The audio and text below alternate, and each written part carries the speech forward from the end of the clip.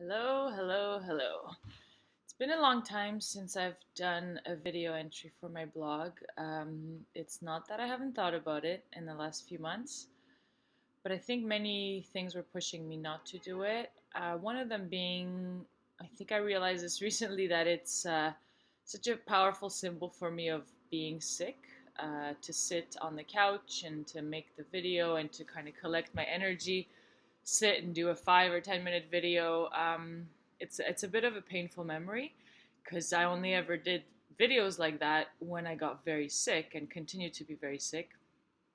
Um, but here I am, really not that sick anymore, and things have been really improving and quite great on my end over the summer and now in the fall.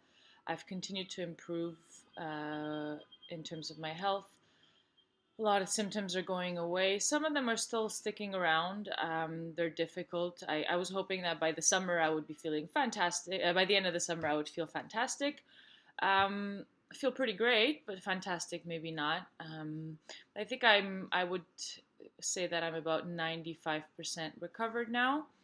The issues I continue to have are still in the axis of intestinal, stomach, migraine issues.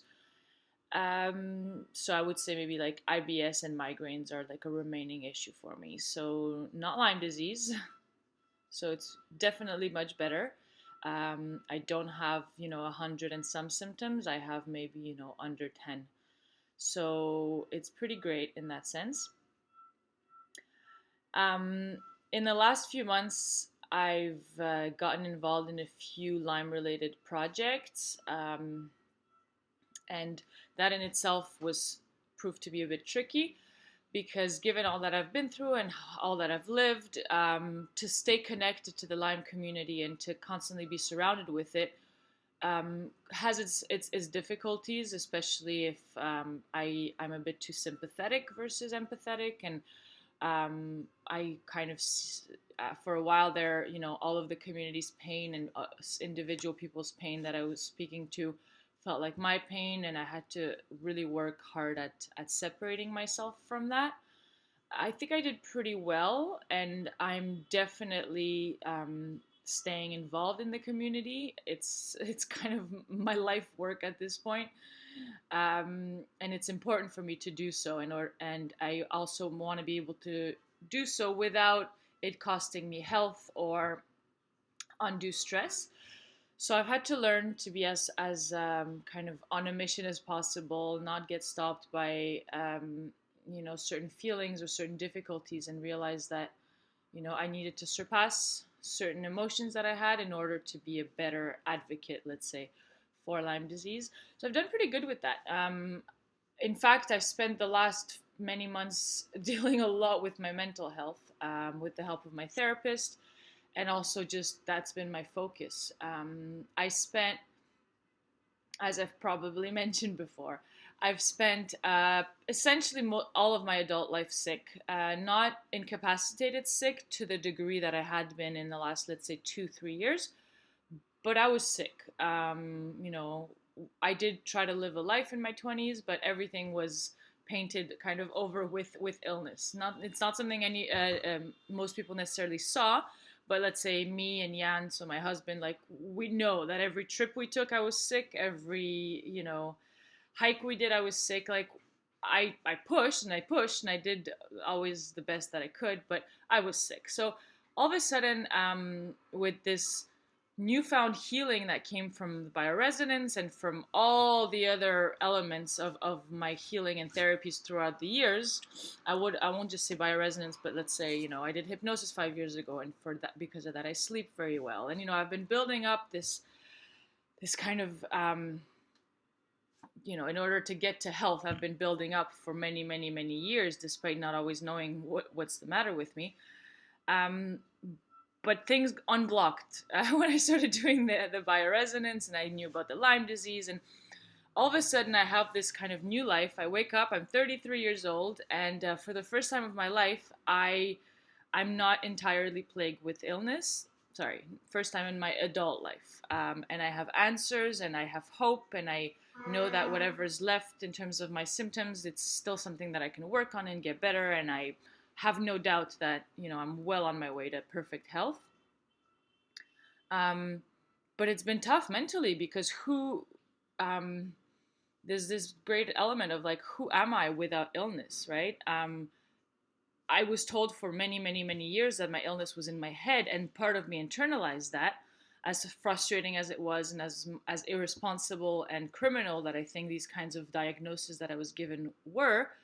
On some level, I believed that I was somehow broken, that I wasn't like other people, that I wasn't able to pull through, that I was the girl who could not hold full-time jobs, and that was the girl who should not get involved in too many projects because they would, to get the best of me. And, oftentimes it was either a physical thing or a mental thing. But when you're running on, such low energy for so many years, eventually your mental health, of course, it suffers, and, you'll get anxiety, or it'll, as I've mentioned in other videos, oftentimes you won't see somebody's very sick and struggling until there's mental issues that come out with it, or, depression, or anxiety, or sadness, or not being able to handle something in a certain situation. Well, it's not that you're coming from a place of, I feel great, and all of a sudden you snap. It's like you're already running on nothing,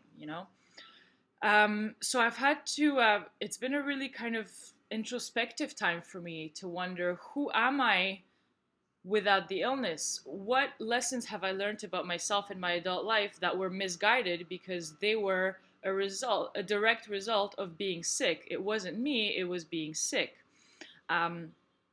So I felt a lot of that brokenness, even starting May when we returned from Argentina. And, I would sit here at home and wonder, what do I do? Where do I start? What is it that I want to do? Who am I? These questions and answers are never easy, and I think in many ways we try to think about them too consciously. And I had to learn to kind of listen to my intuition as well, and wonder, and try to look for guidance outside of my conscious, reflective brain. So it's been an exercise in getting in touch with that as well, and I have to say that my mental health is pretty great right now.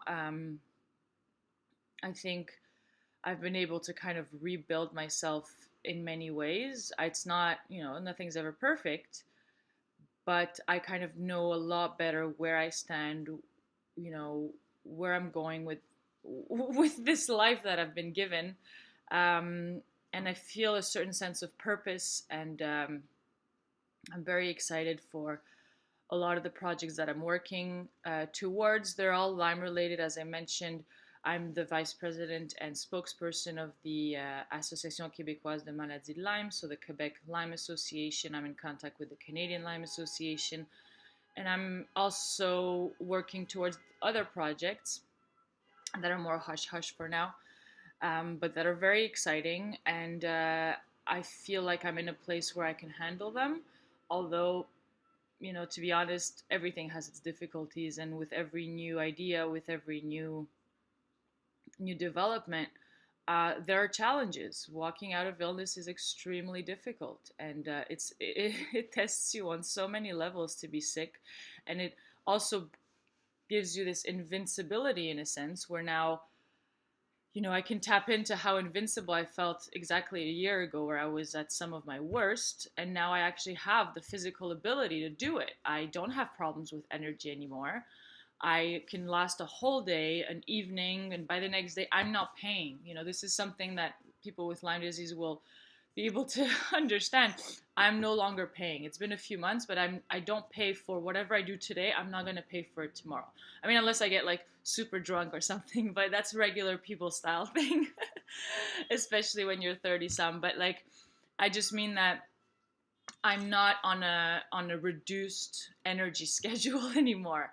I don't have, chronic overall body pain. And so I've been given this gift of, return to life having been through hell, so now I have this like kind of in like this strength, and I definitely in certain ways feel invincible.